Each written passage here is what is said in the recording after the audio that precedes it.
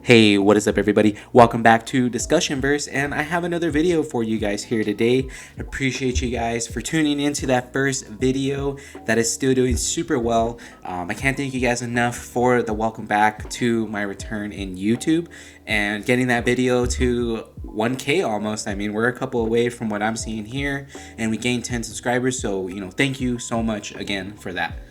And with that out of the way, of course, be sure to click that subscribe button, guys, and once you do, click the notification bell so you guys never miss a new video. With that out of the way, this is going to be the start of a new video series that I'm going to be doing. It's going to be titled What in the DCU, and we're going to start off with Superman because that is the first of the new DC slate. Is being overseen by James Gunn and Peter Safran. They recently did come across and pick up the DCU slate from what it was originally going to be with the DCEU that was going on. So not only will James Gunn be overseeing the DCU universe as it goes forward with the recent announcement of the full slate, he will also be writing and directing Superman.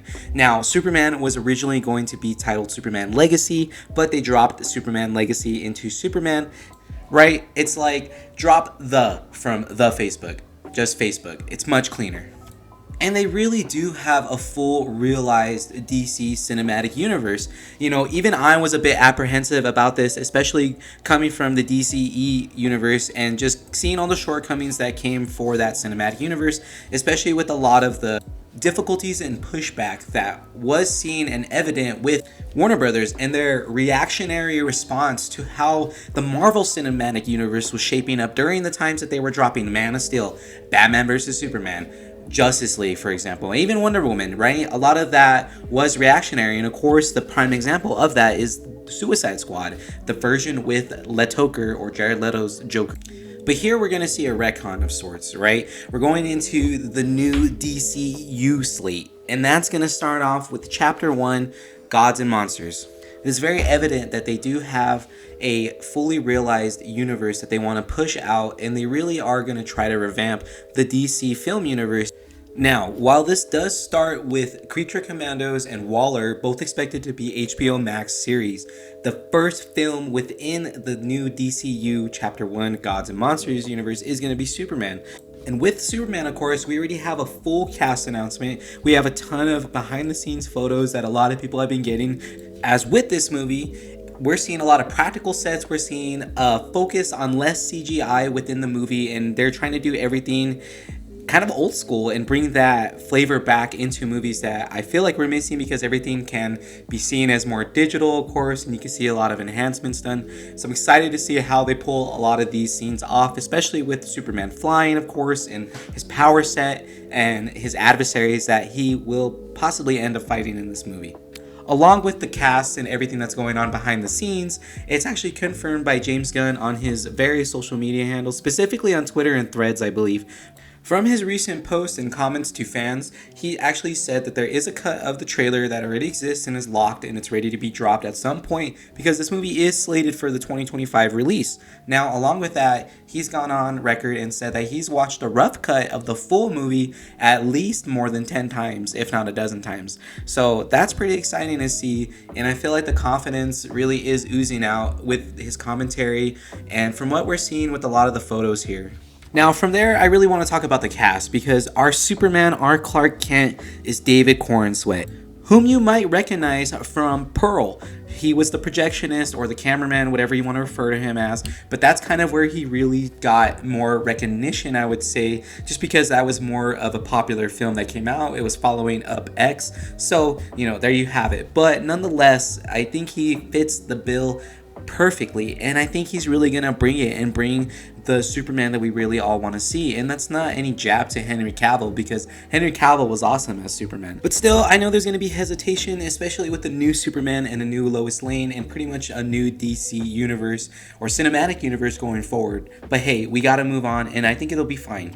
And I really hope you guys are excited for this, just like I am, because I really do think that this is going to be something very special. Not only with this casting for our Superman and our Lois Lane, and with that, we're seeing Nicholas Hoult as our arch nemesis for Superman, Lex Luthor himself. And I think that is such inspired casting, and crazy enough, he was actually running for Superman Clark Kent himself, but ultimately they felt he was a better pick for Lex Luthor. So I'm really excited to see how that pans out. The man is seriously a phenomenal actor, and he is just getting role after role. Along with DC's Lex Luthor, we're going to be getting Maria Gabriela de Feria to play the villain titled The Engineer. She's a part of DC's The Authority, and she's going to be amongst of the villain team that's being reported to be in Superman. From here, we have Neva Howe as Ma Kent, and then we're going to have Pruitt Taylor Vance as Pa Kent in the role. Then we also have our cast for Jimmy Olsen with Skylar Gisondo coming in the role, and then we have Wendell Pierce coming in for Perry White. Both of whom, of course, are going to be with Clark/Superman with his adventures at the Daily Planet as a news reporter. And this is where things get truly interesting, because we're going to have Nathan Fillion coming into the role of Green Lantern Guy Gardner. Then we have Isabella Merced coming in as Hawkgirl. And then we, of course, have Eddie Gathegi coming in as Mr. Terrific. Yeah. Not only that, we are also getting Anthony Carrigan as DC hero Metamorpho. Now, we haven't really seen any set photos of Metamorpho, but we have set photos of Green Lantern, Hawkgirl, and Mr. Terrific. Now, the thing that I want to point out here is that all three of that team so far have matching or similar uniforms, especially with the JL logo. Now, that's not Justice League, that's not Justice League International. That is likely going to be Justice Lords, because we have Sean Gunn in the movie as Maxwell Lord. Now, the reason why I point this out is because in the comics, Maxwell Lord is not always a bad guy, and at one point did fund and was good friends with the full Justice League. I think we're going to get a version of this for the first team, and especially with what Gunn's doing for an established universe in his Superman movie. We will also see Frank Grillo as Rick Flag Sr., and he'll be a connecting piece from Creature Commandos to Waller to the Superman movie itself, which is going to be really cool to see. Especially when we already see him in a lot of the set photos that they got, especially with that big action piece.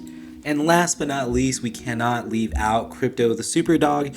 I mean, come on, how cool is it that we're going to see a live action version of Crypto the Superdog, and we're getting him within the first Superman movie that's going to kick off this universe. Now, I really think that they're trying to accomplish and set the fact that Superman really is unique and stands out, especially with building the world that they are and having introduced characters and teams that are established, because that sets precedent, right? Nobody's gonna be freaked out or react in an ecstatic way when they see Superman, because they're already used to heroes, right? They have a Green Lantern, they have a Hawkgirl, they have Mr. Terrific, Metamorpho, and whoever else that they decide to put into this universe and kind of showcase, right, that there's heroes and that they've accepted this as their reality, and this is just where we're at in terms of the story. This allows a bit more flexibility, because now you're not having to be stuck building out origin stories or making 1 or 2 movies in order to flesh them out, because you're already doing that while also having a built out world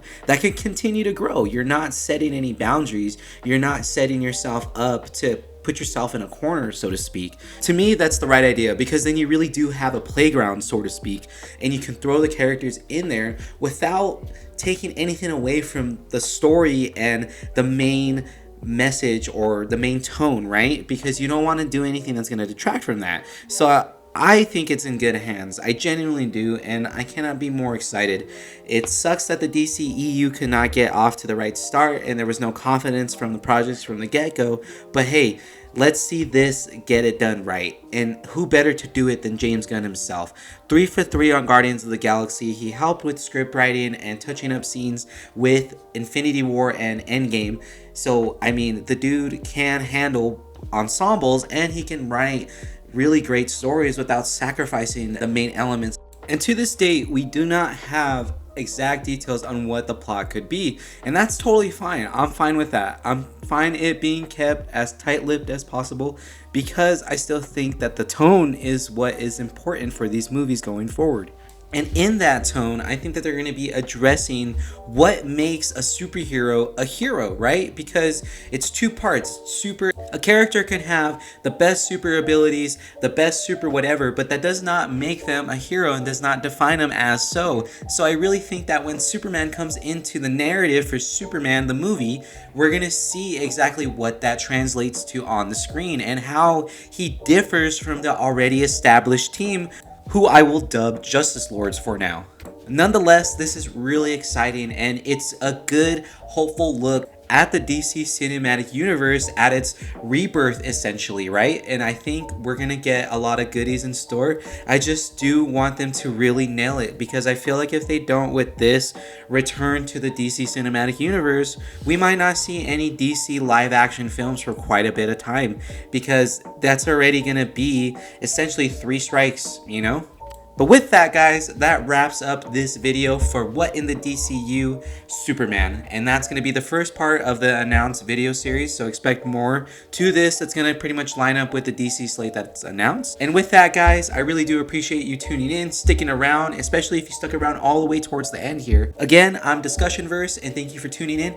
Be sure to hit that like button, subscribe if you haven't already, and click that notification bell. Thanks. Peace.